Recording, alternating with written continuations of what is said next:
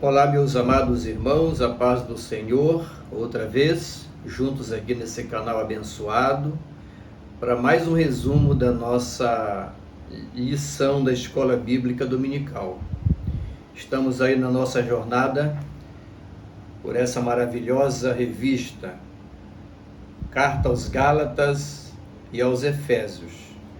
E hoje nós iremos ao resumo da quinta lição, né? A Carta aos Gálatas. Bem-vindo a todos.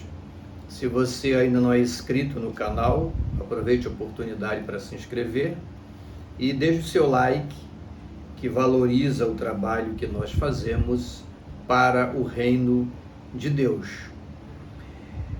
A lição de número 5, ela tem por objetivo os seguintes: celebrar a liberdade que temos em Cristo, discernir que liberdade não pode ser pretexto para uma vida de pecado, isso é muito importante, diferenciar as obras da carne do fruto do Espírito. Esses são os objetivos da lição. Textual está em Gálatas 5:1, essa lição é baseada no capítulo 5 da carta. Para a liberdade foi que Cristo nos libertou. Permanecei, pois, firmes e não vos submetais de novo a jugo de escravidão. A verdade prática diz o seguinte: a verdadeira liberdade em Cristo não deve ser confundida com libertinagem ou liberdade para viver na prática do pecado. Isso é muito importante, essa diferenciação entre liberdade em Cristo e vida mundana, libertinagem, licenciosidade, será amplamente exposto aqui nessa lição. É um dos fundamentos, ok? Então vamos lá. Antes de nós começarmos a exposição dos tópicos, a equipe pedagógica do Programa de Educação Cristã Continuada sugere uma reflexão sobre a questão da vigilância e da negligência. Então vamos aqui. Olha, Hebreus capítulo 2 e versículo 3 diz o seguinte: como escaparemos nós se negligenciarmos uma tão grande salvação? Esse texto bíblico, ele é muito importante, porque ele tem assim uma conexão direta com uma discussão muito presente nos meios teológicos, acadêmicos, de debates e tudo mais. O que seria isso? Há um questionamento sobre se um cristão, uma vez salvo, uma vez alcançado pelo Evangelho da Graça, ele pode vir a perder essa salvação. Essa é a proposta. A lição não tem a intenção de discorrer exclusivamente sobre essa temática. Mas eu quero aqui colocar para os irmãos, a título de reflexão, para você iniciar a sua aula. Faça uma reflexão sobre o negligenciar a salvação, que na minha concepção, ou na concepção da teologia pentecostal, nós cremos que esse tema de negligenciar a salvação está diretamente ligado com questão de vigilância e outras coisas conexas. Quando você olha para esse texto aqui, o negligenciar a salvação pode ter pelo menos 3 aspectos. Primeiro, rejeitar o convite da graça. Nós cremos que o pecador, ele ouve a mensagem da palavra, ele ouve a mensagem do Evangelho, ele ouve o chamamento de Deus ao arrependimento, e o Espírito Santo, que opera através da palavra, é quem o convence do pecado, da justiça e do juízo. A obra da salvação é uma ação do Espírito Santo, a conversão. O homem escravizado pelo pecado, ele tem pouca possibilidade ou nenhuma possibilidade de sentir desejo pelas coisas do reino de Deus. Mas o Espírito Santo atua no sentido de convencê-lo de que ele precisa arrepender-se para ser alcançado, salvo pelo Evangelho da graça. Mas nós acreditamos que esse homem, esse pecador, mesmo convencido pelo Espírito Santo, ele pode dizer não a Deus. Ele pode dizer não à salvação. Esse é um primeiro aspecto de negligenciar essa grande salvação. O segundo seria um cristão que já caminha a jornada da fé, ele já arrependeu, ele confessou, ele converteu, então ele é um seguidor de Cristo, ele está na jornada, na estrada de peregrino.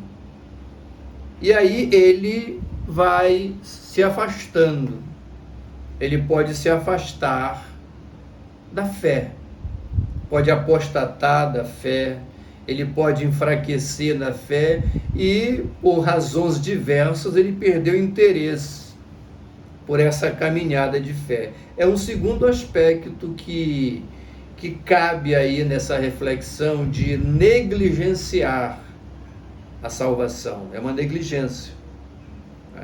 E o terceiro aspecto é não cultivar uma vida de relacionamento e comunhão com Deus. A salvação, a conversão, ela é um ato imediato, não é? Você confessou a Cristo, você é contemplado com a salvação pelo Evangelho da Graça. Foi isso que aconteceu com Paulo no caminho de Damasco, foi isso que aconteceu com o ladrão lá na cruz. Após o reconhecimento, ele é presenteado por Cristo: estarás hoje mesmo comigo no paraíso. Você está entendendo? Então a salvação é essa conversão imediata. Mas nós temos que entender, nós não podemos olhar para a salvação pela graça como um ato só, único. Quando você olha para as Escrituras, você percebe que ele é uma continuidade. A salvação, a conversão, o entregar-se a Cristo, é que abre o caminho para uma vida com Deus. E essa vida com Deus, o relacionamento com Deus, ele é contínuo, ininterrupto. Nós temos que cultivar isso pela oração, pela leitura da palavra, pelo alimento espiritual, pela congregação, o congregar, cultivar a fé coletiva, a comunhão com os irmãos. Esse é o retrato falado da igreja dos primeiros dias. Eles viviam na comunhão, no partir do pão, nas orações e permaneciam na doutrina dos apóstolos. Esse é o retrato da igreja que nasceu e que se formatou a partir da ascensão de Cristo aos céus.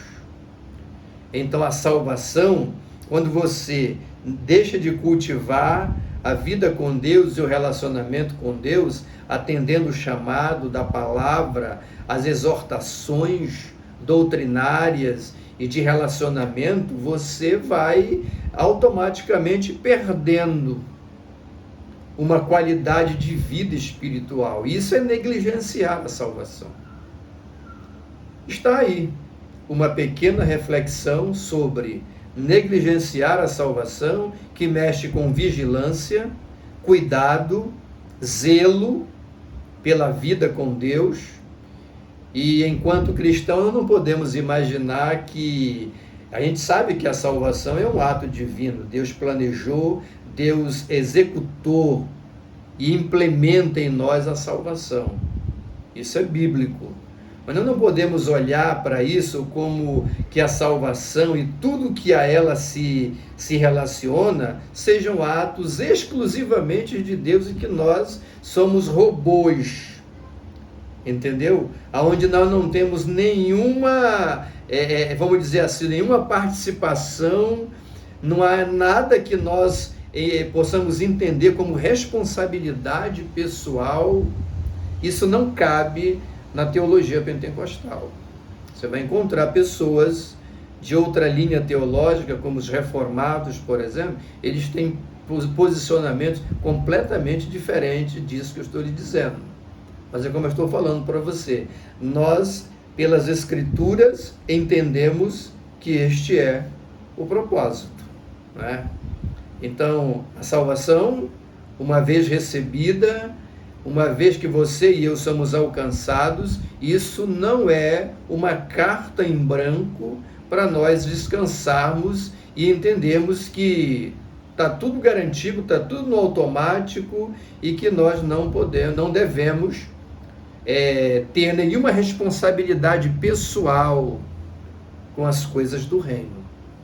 Reflita sobre isso, aprimore isso e compartilhe com seus alunos. É uma boa reflexão para você aguçar o interesse dos seus alunos pela temática que vai ser tratado nessa lição aqui, né? Como já falamos, a liberdade cristã ameaçada é o tema da lição. Vamos ver o que isso nos reserva. Introdução. Paulo identificou 2 grandes perigos que atacavam as igrejas da Galácia. Quando ele olha para a igreja, ele vê 2 grandes perigos que rodeavam aquelas comunidades cristãs. O primeiro é passar da liberdade para a escravidão. Os Gálatas, que nem judeus eram gentios, que viviam no paganismo, nas suas práticas idólatras e imorais. Eles são alcançados pelo evangelho da graça, pregado pelo apóstolo Paulo, o apóstolo dos gentios, que lhes pregou que a salvação é pela fé, pela graça, no sacrifício expiatório e substituto de Cristo na cruz. E que o pecador precisa, para ser recebido por Deus, abrir o coração, confessar a Cristo e receber essa graça, que é um favor divino, que não é por obras da nossa parte, mas é por aquilo que ele fez na cruz. Esse foi o evangelho que Paulo pregou aos Gálatas. E agora ele olha para aquela comunidade, em virtude da interferência dos falsos mestres, dos judaizantes, eles agora parece que estavam retornando dessa liberdade em Cristo para uma escravidão, né? Uma escravidão semelhante àquela que eles viviam no paganismo, entendeu? Agora uma escravidão para cumprir com rituais religiosos do judaísmo, que são bonitos, interessantes, mas que não podiam ser tidos como condições para a salvação, porque isso anulava, isso agredia a graça redentora do Calvário. Esse era o primeiro perigo que Paulo via.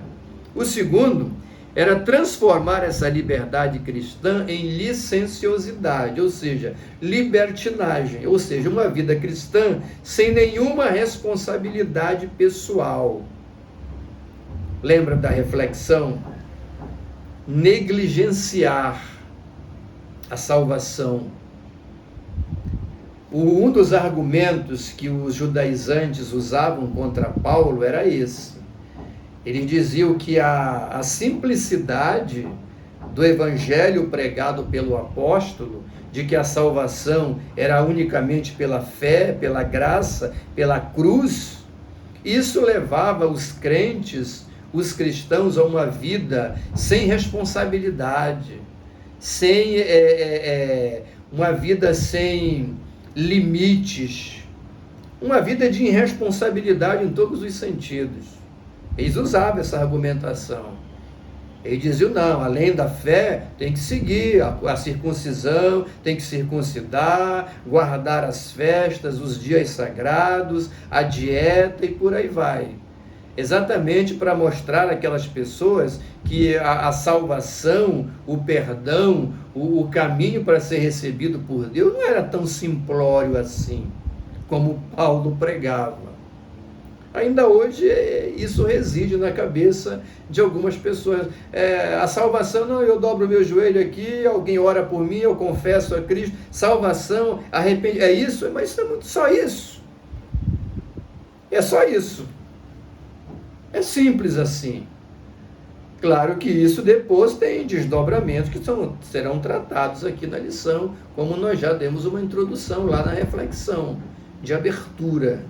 Tá certo? Então, a Paulo, ele rebate, ele diz de forma alguma, ele não se rende a essa argumentação judaizante de que o evangelho da fé, da graça, levava os cristãos a uma vida sem compromisso. Ele demonstra através da carta que a liberdade em Cristo, e nós recebemos, ao sermos alcançados pelo Evangelho da Graça, não é uma carta em branco para pecar, para aderir uma vida mundana como se tudo tivesse resolvido e nenhuma responsabilidade nos restasse. Não. Absolutamente. Ele vai demonstrar isso em vários aspectos durante a exposição da lição. Então vamos lá. Primeiro tópico. Libertos para a liberdade. Até assim uma redundância, mas no campo espiritual é isso. Libertos para a liberdade. Essa é a liberdade. Paulo enfatiza que fomos libertos para sermos livres. Tá? Item de número 1. Éramos escravos. Olha o texto. Para a liberdade foi que Cristo nos libertou. Permanecei, pois, firmes e não vos submetais de novo a jugo de escravidão. Ok? Então, éramos escravos. O escravo, ele poderia ser comprado no mercado. Naquela época, no Império Romano e em outros lugares, havia o mercado de escravos. Um cidadão qualquer, ele era possuidor de 5 escravos, por exemplo. Então ele queria se desfazer. Era mercadoria. Ele levava para o mercado e lá ele era vendido. Ou seja, ele continuava escravo, só trocava de dono. Alguém tomava posse dele mediante pagamento. Isso era muito comum em Roma, no Egito e por aí vai. Nós éramos escravos antes de Cristo. Qual é o resumo desse item? Esse aqui, olha. Nós éramos escravos antes de Cristo. Antes de Cristo ir à cruz, todos nós éramos escravos. Judeus, gentios e gregos. Sem exceção. Éramos escravos. De quê? Da maldição da lei. A lei boa. A lei dada por Deus, mas que apenas apontava os nossos pecados, os nossos erros. Não nos redimia. Nós estávamos debaixo dessa escravidão. Segundo lugar, nós fomos libertados por Cristo. O texto é enfático. Para a liberdade foi que Cristo nos libertou. Antes dele, nós éramos escravos. E ele nos libertou do pecado, da maldição da lei. Terceiro lugar, nós precisamos manter nossa liberdade em Cristo, porque agora nós não somos mais escravos, nós somos livres, nós somos filhos. Éramos escravos. Quando fomos alcançados pelo Evangelho da Graça, nos tornamos filhos. E filhos livres pelo processo da adoção. Fomos recebidos na família de Deus. E como filhos, somos herdeiros. E na escravo não tinha herança. Nós somos filhos e precisamos manter essa liberdade em Cristo. Existe um episódio na Bíblia, o episódio do filho pródigo. Há uma declaração dele que tem muita significância quando a gente estuda essa temática aqui de liberdade em Cristo, diferenciando o tempo de escravidão para a condição de filho livre. Ele era filho. Então, vocês conhecem a história, né? Ele ali toma umas atitudes egoístas, né? E ele exige a parte da herança, o pai dá, ele vai embora, desaparece, vai para uma fazenda de porcos, e ali ele perde tudo que tinha. Antes de ir para essa fazenda, ele perde tudo, depois ele vai para lá, começa a trabalhar entre os porcos para sobreviver, e ele se arrepende. E ele quer voltar à casa do pai. E ele raciocina contigo, direi ao meu pai, pai, pequei contra o céu, pequei contra ti, não sou mais digno de ser chamado teu filho, me trata como um dos teus jornaleiros, como um dos teus escravos. Qual é a proposta do filho pródigo? Isso não tem lugar, não deve ter lugar no nosso coração. Uma vez que nós somos filhos, nós não temos que desejar esse retorno para a escravidão ou ingresso na escravidão. Não. Nós precisamos zelar e manter essa liberdade que nós temos em Cristo. Que liberdade cristã é essa? A melhor definição é essa aqui, olha. É a liberdade da luta terrível para guardar a lei com a intenção de ganhar o favor de Deus. É dessa escravidão que Jesus nos libertou. Por que nós somos declarados livres depois de que Cristo nos libertou? Porque nós passamos a ter a liberdade dessa luta terrível. Antes, as pessoas se esforçavam, né? Aquela angústia, né? Eu tenho que cumprir a lei, eu tenho que cumprir os preceitos para ser recebidos por Deus.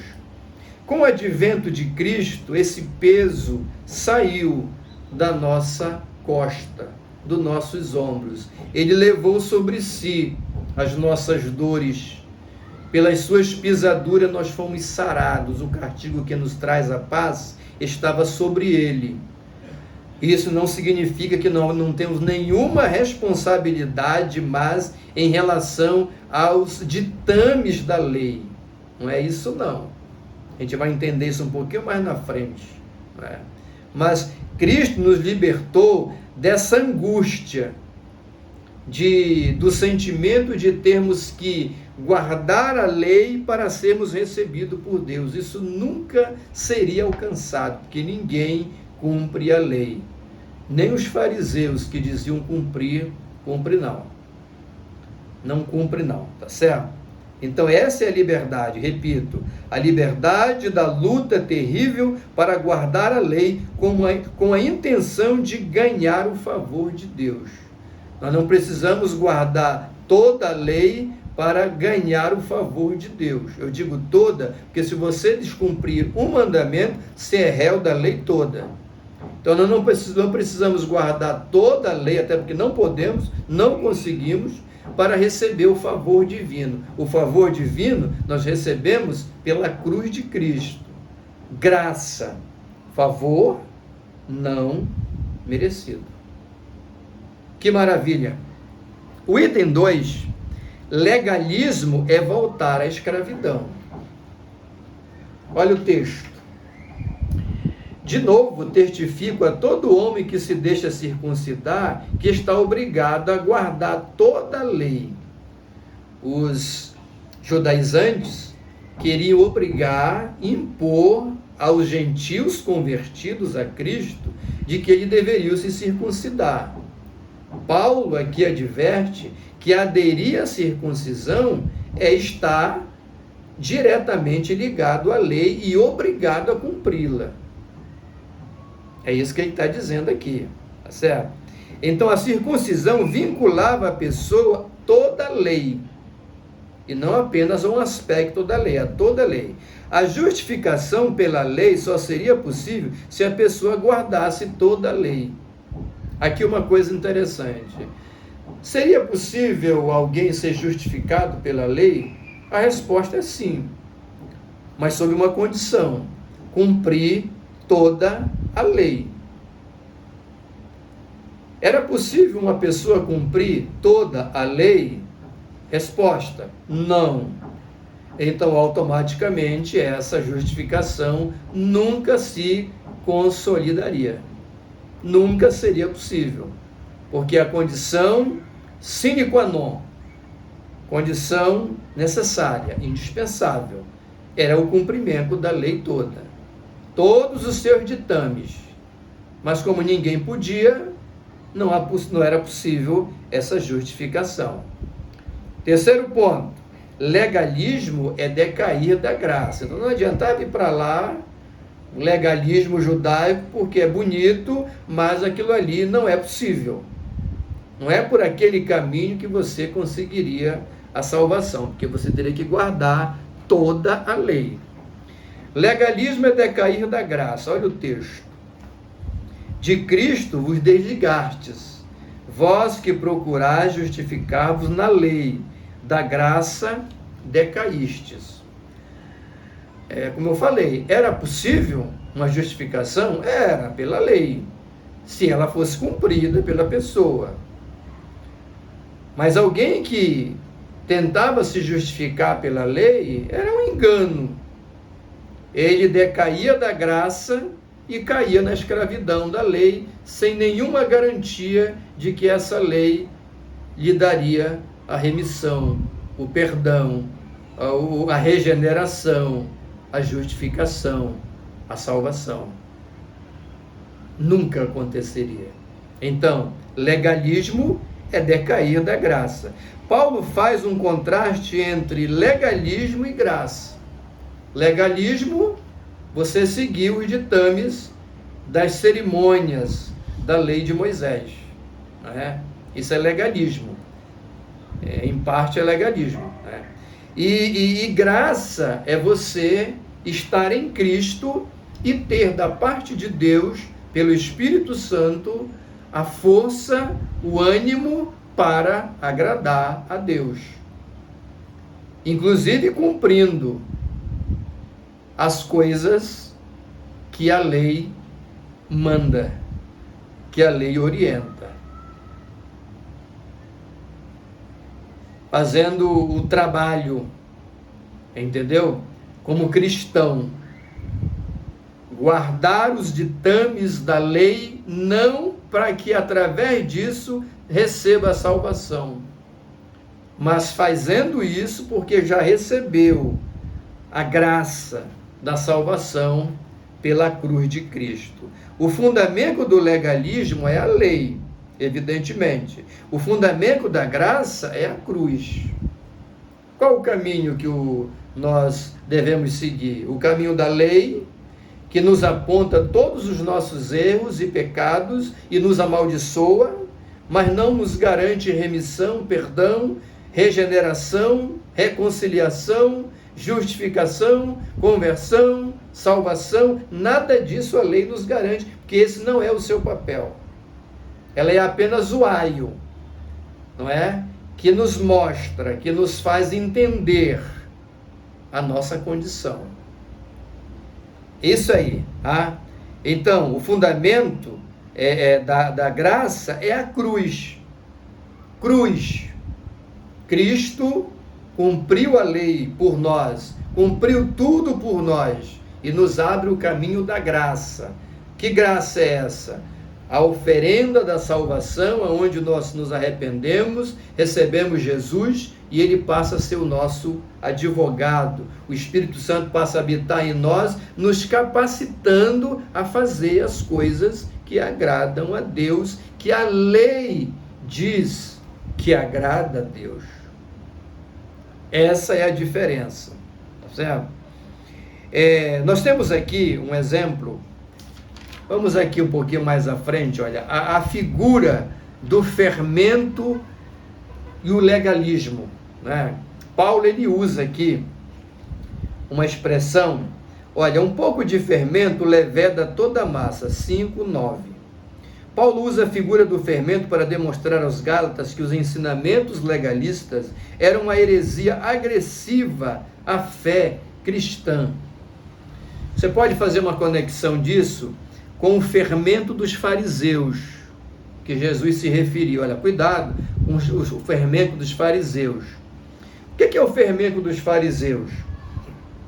Falsa aparência de religiosidade. Se passavam como observadores da lei, mas estavam longe disso. Isso era o fermento dos fariseus. Aquele legalismo, aquela aparência de religiosidade. A mesma coisa pregada pelos judaizantes aos Gálatas. Tem que cumprir com todo esse cerimonial, porque tem que cumprir a lei para poder ser recebido por Deus. Nós temos um episódio na Bíblia que ilustra isso. A questão da mulher adúltera. Novamente eu quero trazer isso aqui sob outro aspecto. Eles pegaram a mulher em adultério e levaram à presença de Jesus.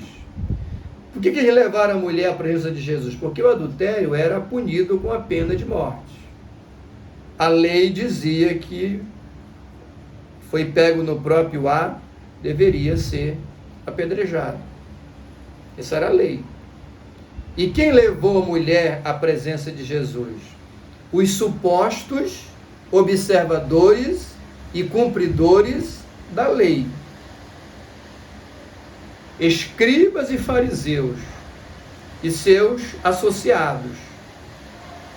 Você está entendendo? Preste bem atenção nisso, porque esse episódio, ele ilustra tudo aquilo que nós estamos falando sobre justificação pela lei ou pela graça, ou pela cruz de Cristo.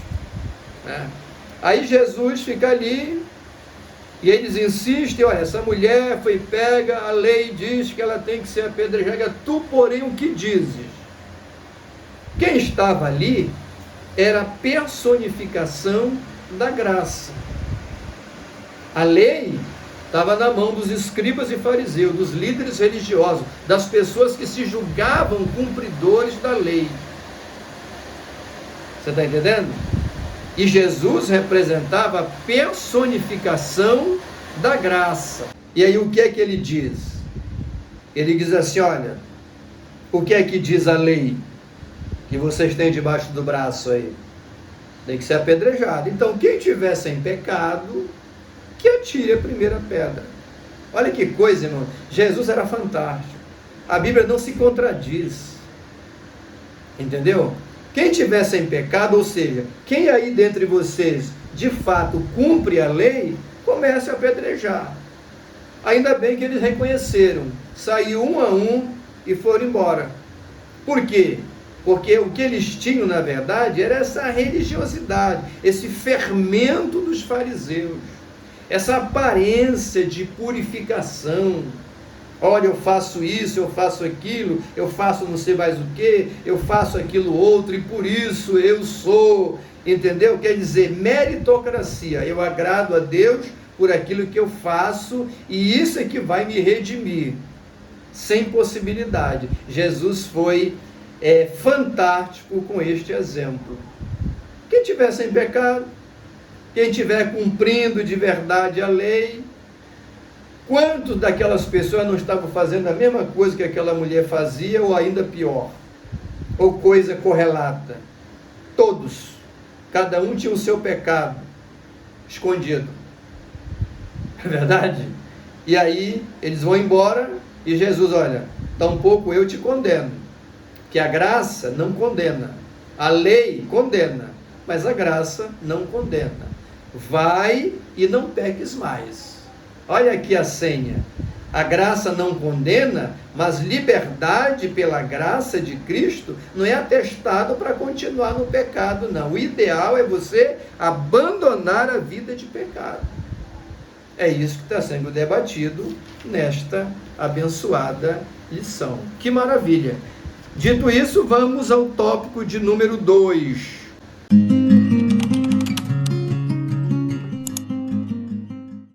Da lição: liberdade para fazer o bem. Aqui a lição já vai se aproximando ainda mais, né, do propósito do aluno entender que liberdade é essa que Paulo está falando. A liberdade para fazer o bem, ok?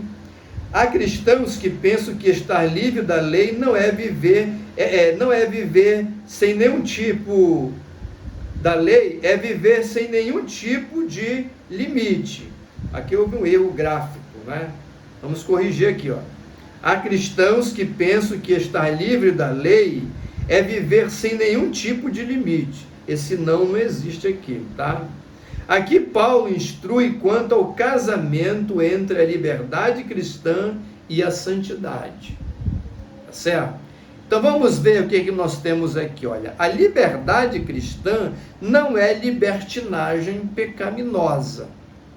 Não, como já dito, né? Aqui há um contraste entre o pecador escravo e o pecador arrependido, que eu gostaria de fazer. Você vai entender este item da lição através deste contraste. Olha só, irmãos, todos nós somos pecadores. Todos pecaram e destituídos ficaram da glória de Deus. Todos, sem nenhuma exceção. Não existe exceção. A única exceção dos nascidos de mulher que não pecou foi Jesus de Nazaré, sem pecado. Sem pecado. Ele. Fora dele, ninguém. Nem José, nem João, nem Maria, nem A, nem B, nem C. Tudo que você ouve sobre isso, de que pessoas que não foram alcançados pelo pecado original, isso tudo é falácia. Isso é teologia de homens, não é? Tradição religiosa de homens, que talvez por uma boa intenção, porque são apaixonados por algum ícone do cristianismo, que são muitos, não é? Paulo, por exemplo, ele é um ícone do cristianismo, mas era um homem falho também, que tinha erros, pecados, ele, Pedro, João, André, Bartolomeu e todos. Todos pecaram e destituídos ficaram da glória de Deus. Isso é uma lei universal, tá bom? Agora, quando Cristo foi à cruz, ele foi para quê? Para nos libertar do pecado, da maldição do pecado e do poder do pecado, como falamos na lição passada. Então ele foi à cruz e ofereceu o seu sacrifício. Depois que Jesus foi à cruz e a igreja ela foi estabelecida pela mensagem do Evangelho, nós passamos a ter duas categorias, entendeu? De pecadores, nós podemos dizer assim. Nós temos o pecador escravo do pecado e o pecador liberto do pecado. Qual é a diferença? Todos são pecadores. A diferença está na questão da prática de vida. Quem é o pecador escravo do pecado? É aquele pecador que o pecado é o seu modo de vida. Ele vive no pecado, na escravidão, na vida mundana, entendeu? Matar, roubar, mentir e praticar tudo que é tipo de coisas que desagradam a Deus é a sua forma de vida. Ele nem está aí para nada, entendeu? Ele não tem, está preocupado com juízo, com nada, com arrependimento, com nada. Esse é o pecador escravo. A Bíblia diz: vós estás mortos nos vossos delitos e pecados. É uma alusão a esse pecador escravo. O pecador liberto é qual? É aquele que conheceu e foi alcançado pelo Evangelho da graça. Uma vez que ele creu, ele foi o quê? perdoado. Ele foi adotado na família de Deus. Ele agora faz parte do povo de Deus, do corpo de Cristo, que é a igreja. Mas isso não significa dizer que ele deixou de ser um pecador, mas um pecador redimido, arrependido, perdoado, que a partir do momento de sua conversão, ele vai ingressar na carreira cristã e vai esforçar-se na dependência do Espírito Santo, tudo casado, para que ele possa continuar o seu exercício de fé, como um peregrino, até ele chegar na cidade celestial. E aí, nós temos algo interessante aqui, que é a chamada velha natureza. Um pecador, ele está escravo do pecado. Aí ele crê no Evangelho da Graça, ele é alcançado pelo Evangelho da Graça, e ele é perdoado, ele é recebido na família de Deus. Ele se torna um filho de Deus. E isso é tão maravilhoso, essa obra é tão maravilhosa na vida dele, que ele passa a ser chamado de santo. Você sabia disso? Que os cristãos são chamados de santos na Bíblia? Saúdo a igreja que está em tal lugar e os santos que estão lá. Isso é muito comum nas cartas apostólicas e pastorais. Você está entendendo? Agora, por que esse pecador arrependido e perdoado, ele é chamado de santo? Porque ele se tornou infalível? Não mais pecador? Não. Absolutamente não. Ele é chamado de santo por um único motivo. É que a partir deste momento de conversão, se de fato ela foi verdadeira, ele realmente encontrou-se com Cristo, Cristo encontrou-se com ele, ele nasceu de novo, de verdade, o Espírito Santo passa a habitar nele. E essa é a razão por que nós somos chamados de santos, porque o Espírito Santo habita em nós. A presença divina em nós é que determina essa condição de santo, e não virtudes pessoais. Você quer ver um exemplo do que eu estou lhe dizendo? Quando Moisés olhou para a sarça ardente, ele ouviu uma voz que chamava lá de dentro: Moisés, Moisés, e ele tenta se aproximar, e o que ele ouve? Ele ouve uma voz que diz assim: olha, Moisés, não te aproxima para cá, fica aí onde você está, tira a sandália dos teus pés, porque o lugar que tu estás pisando é terra santa. Pedaço de terra lá do deserto, onde ele pastoreava o rebanho do seu sogro. Como é que aquilo, um pedaço de terra, já era terra santa? Por causa da presença de Deus lá. É por isso que eu e você, pecadores, falhos, homens e mulheres de carne e osso, que pode ter 1001 fragilidades, nós somos chamados de santos. Por quê?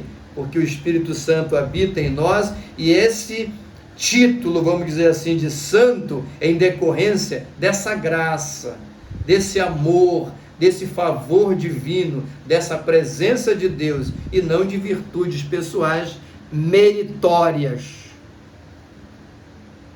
É isso aí. Você está entendendo? Então aqui nós temos, essa questão. Não é uma questão de liberdade cristã, uma libertinagem pecaminosa. Liberdade cristã não é pecar. Pecador arrependido, pecador escravo. Nós podemos pecar? Podemos pecar, mas o ideal é não pecar, não pecar. E João fala isso na sua carta: filhinhos, não pequeis. Mas se alguém pecar, nós temos um advogado. O cristão nascido de novo, o pecador arrependido e redimido, quando ele fracassa, automaticamente ele vai aos pés do Senhor, pedindo perdão, reconciliação, buscando a Deus, não é? Porque ele sabe, o Espírito Santo que habita nele o impulsiona para isso. Essa é a diferença. Isso acontece com o pecador escravo no pecado? Não, ele está lá, morto lá, mergulhado até a alma no pecado sem nenhuma reação para mudança de vida, a não ser quando o Evangelho da Graça o impacta e o Espírito Santo ministra a ele e ele acorda. Isso aconteceu com todos nós, mas como disse na reflexão, mesmo assim ele pode decidir continuar lá no pecado dele e não vir a Cristo. Seria isso. A velha natureza, entendeu? É o grande diferencial nesse contraste de pecador escravo para pecador arrependido, redimido. Quando você se arrepende, você recebeu a condição de filho, você foi redimido, você foi perdoado, mas a velha natureza não deixa de estar em nós.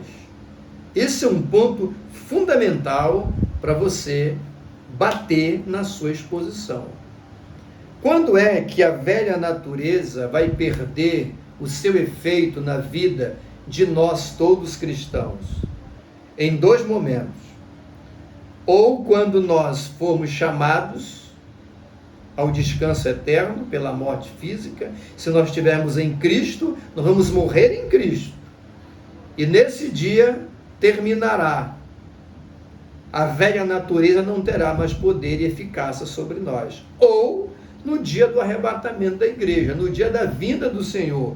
Nós chamamos isso de dia da glorificação da igreja. Porque Paulo fala aos Tessalonicenses, quando aquilo que a trombeta vai tocar, não é? E os mortos em Cristo ressuscitarão primeiro, os vivos serão transformados. E em outro momento ele diz assim, olha, o que é mortal vai se revestir da imortalidade, o que é corruptível da incorruptibilidade. O que é mortalidade e corruptibilidade? São elementos da nossa velha natureza, da nossa velha condição de pecadores, de homens e mulheres de carne e osso. Quando Cristo se manifestar, isso vai ser anulado, nós vamos receber um corpo semelhante ao dele. Enquanto isso não acontecer, meus amigos, nós vamos conviver com a velha natureza. É daí que nasce a importância da vigilância. O não negligenciar a salvação. E aqui eu conto uma história que eu sempre gosto de falar quando eu ministro sobre esse assunto, né? Eu fui uma vez convidado para ir a um centro de treinamento militar, em determinado lugar. Cheguei lá e encontrei um grande curral, muita gente ao redor, e lá dentro do curral tinha uma onça pintada, e um soldado, né? E aquele soldado, ele fazia o que ele queria com aquela onça. Ele tocava assim, ela corria para cá. Ele tocava para cá, ela corria para ali. Ele manuseava, vamos dizer assim, com aquele animal. Um animal completamente domesticado. O que ele mandava, ela fazia. Ele fazia um sinal, ela sentava, entendeu? Ele fazia outro sinal, ela levantava, e uma série de movimentos. Aí ele falando para o público, diz, olha, vou fazer uma demonstração aqui para vocês perceberem o que é o instinto animal, de um animal selvagem, como é uma onça. Aí ele fez o movimento, ela correu, ficou lá no cantinho do curral. E aí ele disse, olha, eu vou virar de costas para ela. Aí vocês vão ver o que ela vai fazer. Quando ele vira de costas assim, meio assim agachado, ela brilha os olhos, balança o rabo e parte de lá, num salto mortal. Mas ele já era adestrado, né? Ele se joga e ela passa. Ela iria aqui, ó, no pescoço, é onde ela morde. Quando eu lembro dessa história, eu faço uma conexão com a velha natureza que está em nós. É essa onça, que ela está ali.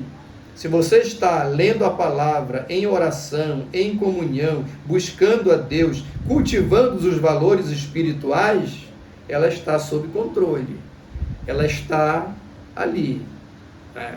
Quando nós abandonamos isso tudo e passamos a viver uma vida cristã de qualquer maneira, o mundo começa a nos atrair. Quanto mais perto de Deus estou, menos o mundo me atrai.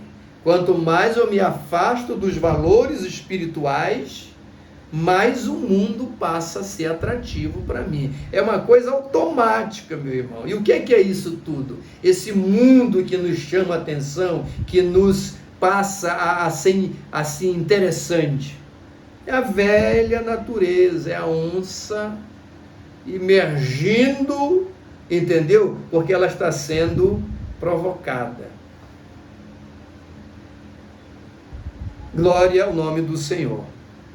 Segundo lugar, liberdade cristã é fraternidade. Aqui. Sede antes servos um dos outros. O que nós temos aqui? Muito simples. O termômetro que mede o nosso amor por Deus é a disponibilidade de servir o próximo.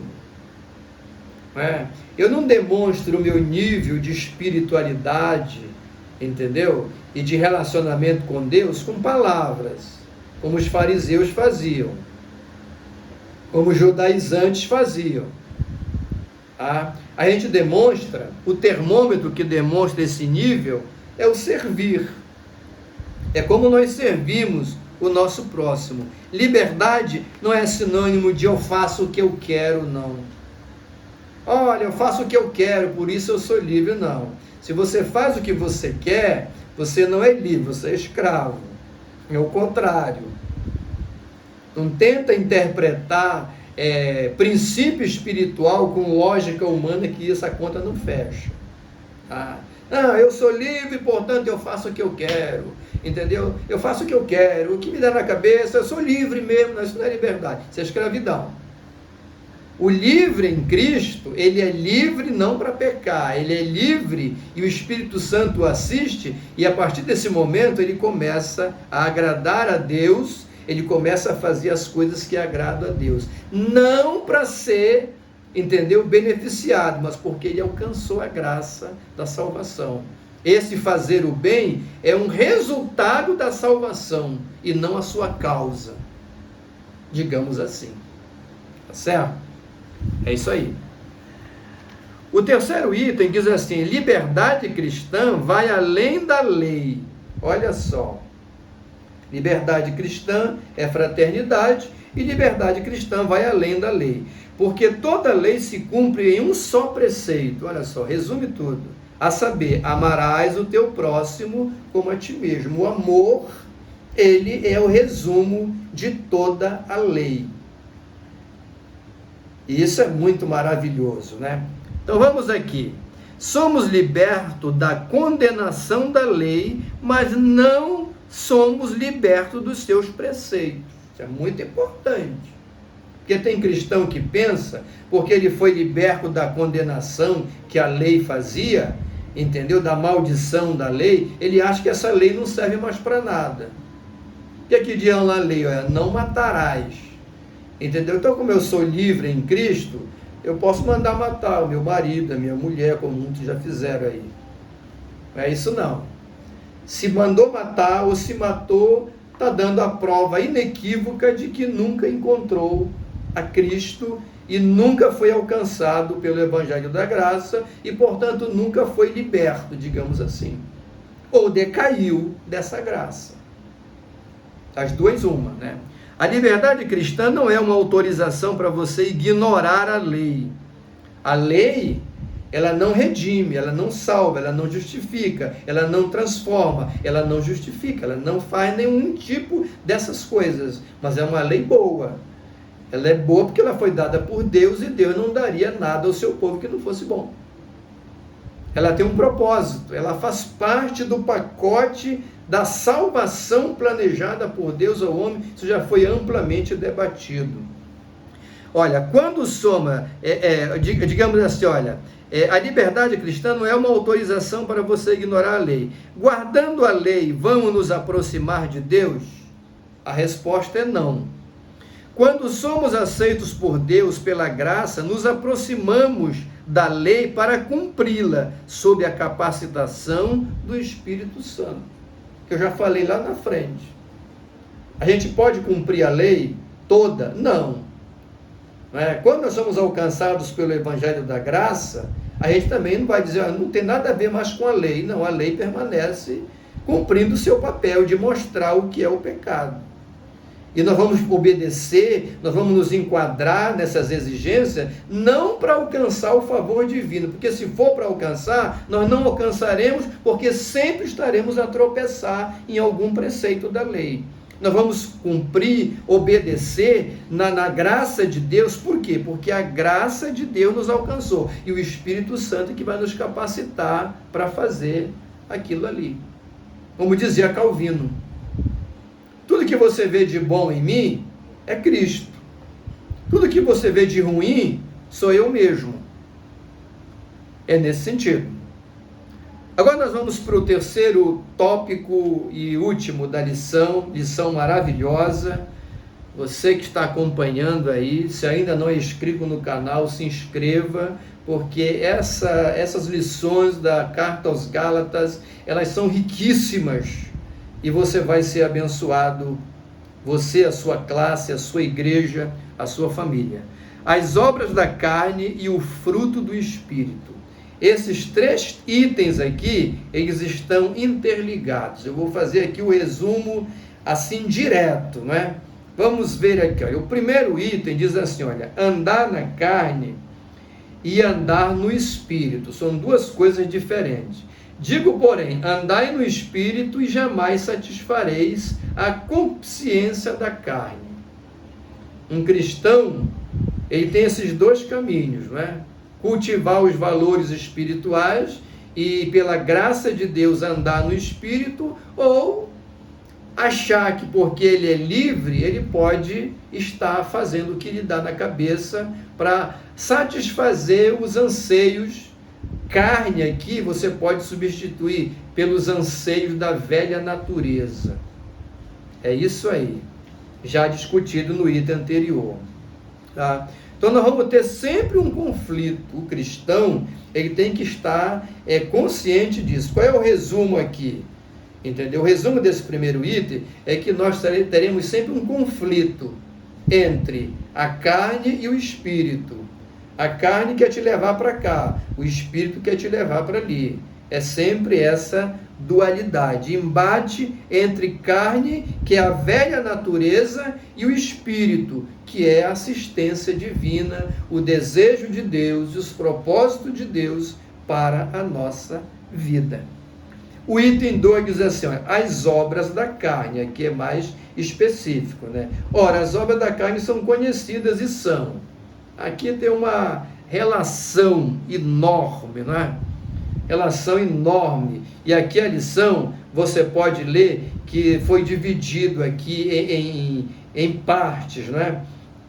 Pecados sexuais, pecados religiosos, pecado de relacionamento, pecados contra o próximo e assim por diante. Leia isso tudo, faça aí o seu apanhado, mas o sentido aqui é esse aqui. Eu quero chamar a atenção aqui para essa questão das obras da carne. 2 coisas importantes quando você for falar sobre essas obras da carne. Primeira coisa que você vai falar, que você deve falar, obras da carne, é que isso vem no plural. Observe bem isso. Quando Paulo fala obras da carne, ele usa o plural. Quando ele fala fruto do Espírito, ele usa o singular. E isso não é aleatório, viu, irmão? Nas Escrituras, isso tem sentido. E muito sentido. Em primeiro lugar é isso. Obras da carne é o quê? É uma variedade de ações praticadas por nós mesmos. Lembra de Calvino? Tudo que você vê de mal em mim, sou eu mesmo.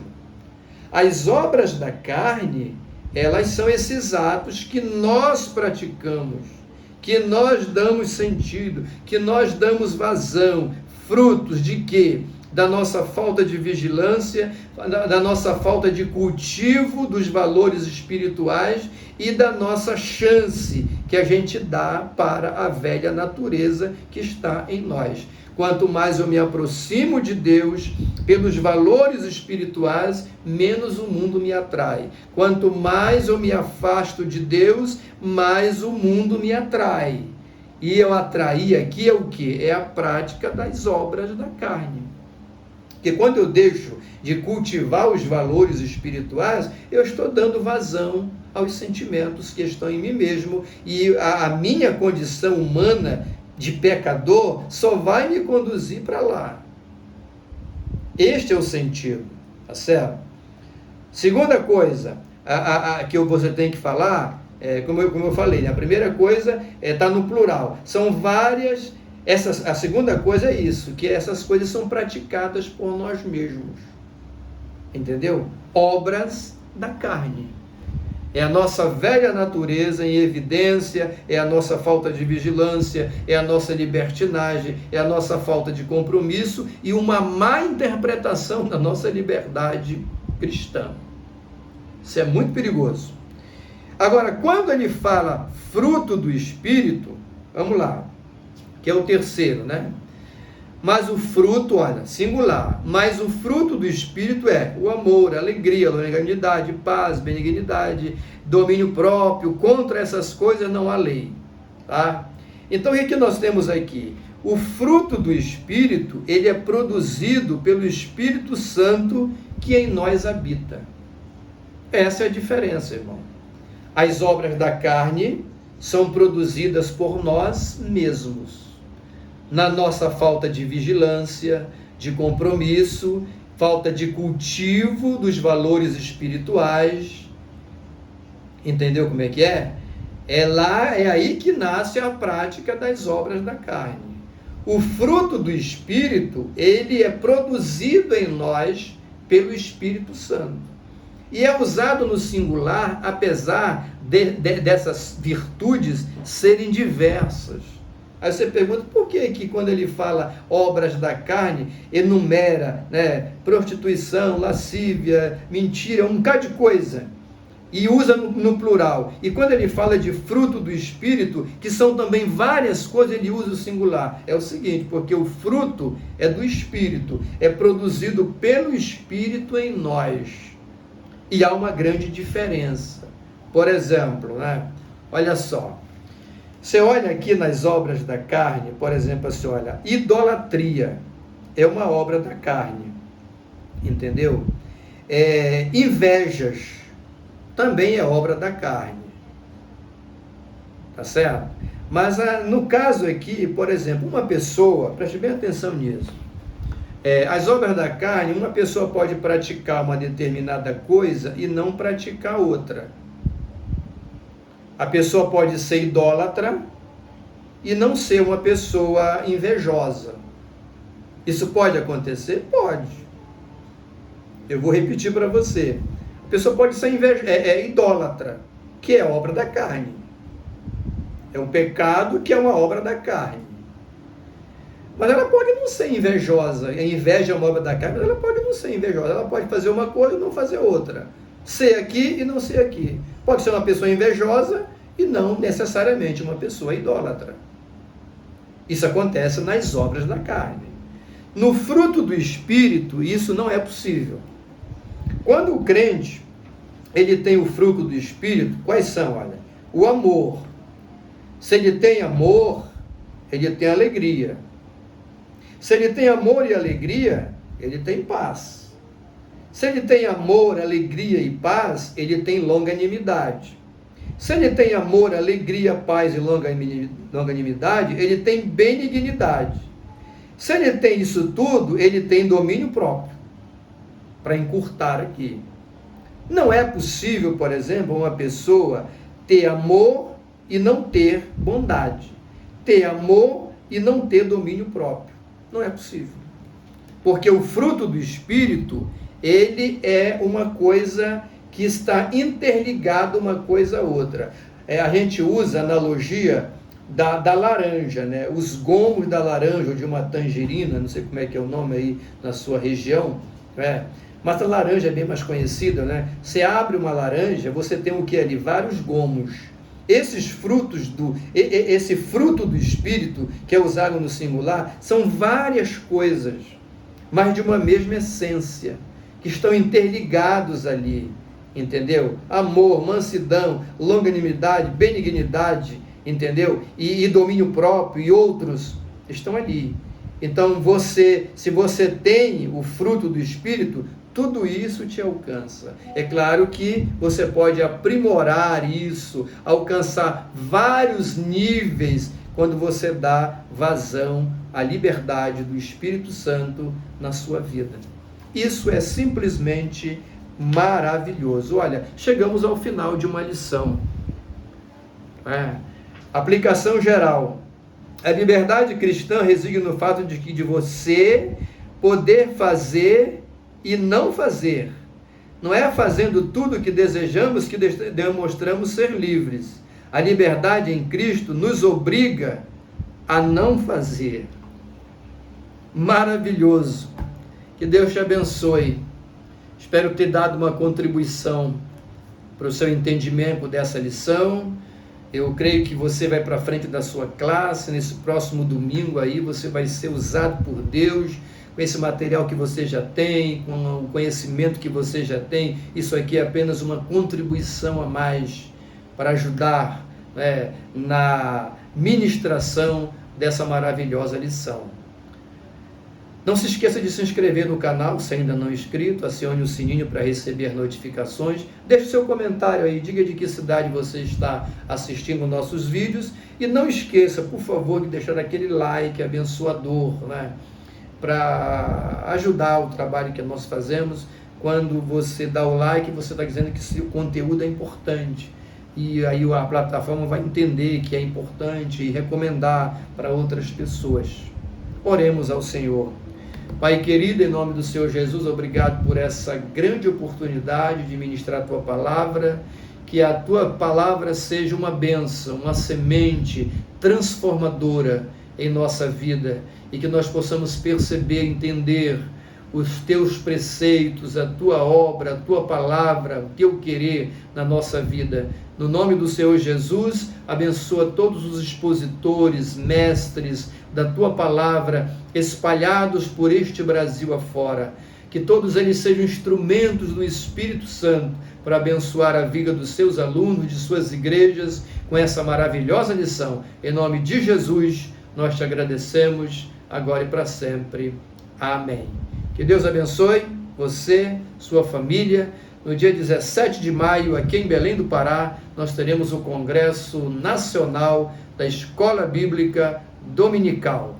Deus abençoe, aonde você estiver, receba um carinhoso abraço do seu irmão em Cristo, Edmar Santos, de Belém do Pará.